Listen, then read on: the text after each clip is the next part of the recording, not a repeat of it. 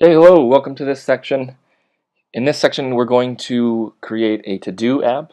It's sort of a rite of passage for many developers because a to-do app starts to get a little complicated, right? Some of the things we've done so far, while they've been useful in teaching you, a certain concept or two or three, whatever it may be, they were kind of like, baby apps, right? Well, this to-do app is going to be a little more complicated.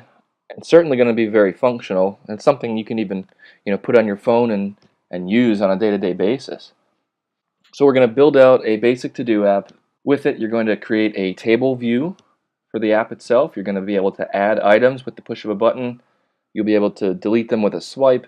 You'll be able to edit them as well, and you'll be able to drag the to-do items around in the list to actually reorder them in a nice, beautiful little animation of dragging. So this is a foundational to-do app. You can actually tweak this and build out on it and make it much, much more, but at least it's a great start.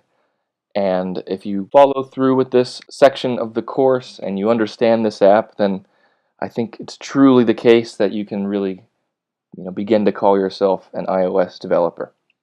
So let's get started. I have Xcode open. I'm going to do a single view application. You can name it whatever you want. I'm going to call it your to-do app. The name is important, though. You're going to need it later, as we'll see. But whatever you choose to name it, just remember. And then go ahead and save this on your desktop. And once you have it open and ready, let's just take the landscape left and right. Let's uncheck those. Let's keep it portrait only. And go to the main storyboard. And that is where we will pick up in the next lecture. And we'll set this file up and get ready to go. I'll see you then.